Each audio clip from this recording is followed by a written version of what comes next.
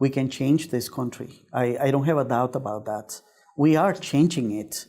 And when we are attacked, I would say that the only thing that that creates is just an opportunity for us to come together. My name is Manuel Portillo. I'm originally from Guatemala. I am currently working as Director of Community Engagement at the Welcoming Center for New Pennsylvanians. It's a nonprofit organization dedicated to supporting the economic integration of immigrants. What I do is to help immigrants from many parts of the world to develop the skills, have access to new knowledge and tools that they can use to advance their interest. But my personal work is really about helping people be leaders in the city. Guatemala is a country of enormous beauty. There is beauty everywhere. In the physical environment and the landscape and the people and how friendly and warm they are, how welcoming they are. But it is also a country of many contradictions. I left Guatemala because in the early 1980s, we came to a point where a war that we experienced for decades picked up and resulted in many people being assassinated for political reasons, persecuted, and disappeared, which was a technique that they used to attack whoever was against the military at the time. It was a conflict that I always understood as a struggle between rich and poor with some foreign factors. The biggest one being the US. Unfortunately, we lost several members of my family in the conflict. When we were hit by that violence, we had to leave the country and go somewhere else to save our lives. I made the decision to come to the US because I was very angry at the US.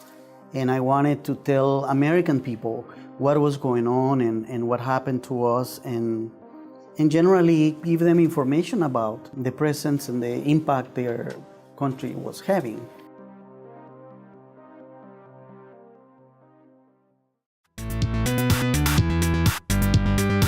Philadelphia was my home when people welcomed me in the neighborhoods. I started working as a community organizer at some point when I arrived, and people were very friendly in the neighborhoods where I worked. I still have a heavy accent, and in those years I'm sure that it was worse. I don't even know if people were understanding me clearly, but people didn't have any hatred because I was an immigrant. They didn't mind. They actually welcomed me and we worked together and we addressed issues that affected all of us. In Philadelphia, the vast majority of new businesses are being created by immigrants. There have been a couple studies recently that say that over 80% of the new businesses in Philadelphia are being opened by immigrants. We offer a lot of leadership to the city. Having a job and having a useful social role is very important for us.